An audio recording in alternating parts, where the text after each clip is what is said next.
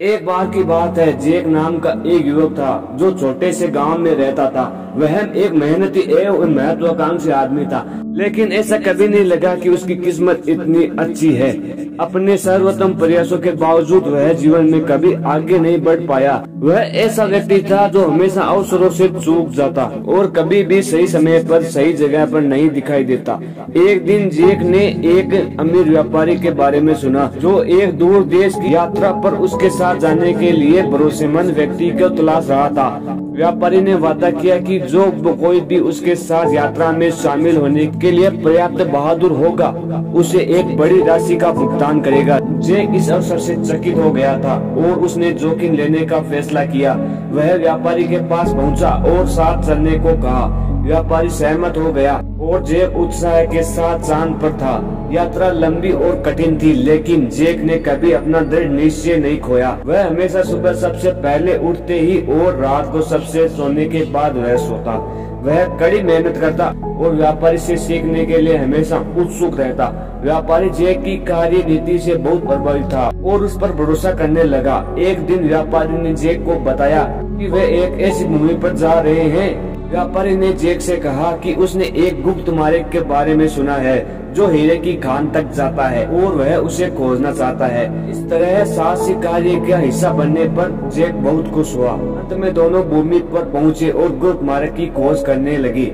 वे दिन रात ढूंढते रहे, परंतु उन्हें वह रास्ता न मिला। व्यापारी उम्मीद खोने लगा, लेकिन जैक ने हार नहीं मानी। वह खोजता रहा। अंत में उसे वह गुप्त रास्ता मिल गया। व्यापारी बहुत खुश हो रहा था और जैक को कभी विश्वास न खोने के लिए खुद पर गर्व था।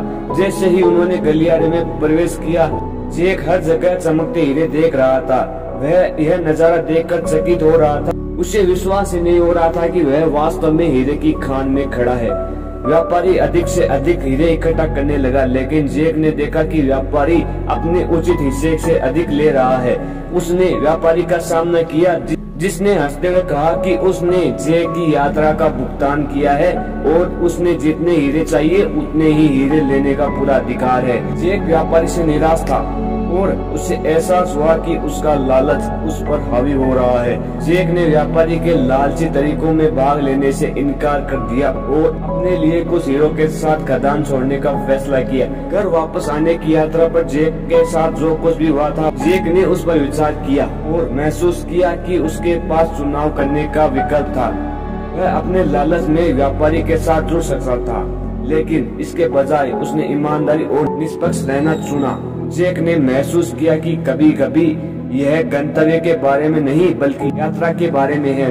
उन्होंने यह भी महसूस किया कि अवसर आते हैं और चले जाते हैं, लेकिन सबसे महत्वपूर्ण बात यह है कि आप अपने मूल्य और सिद्धांतों पर कायम रहे। जब जैक अपने गांव लौटा तो वह एक बदला हुआ व्यक्ति था।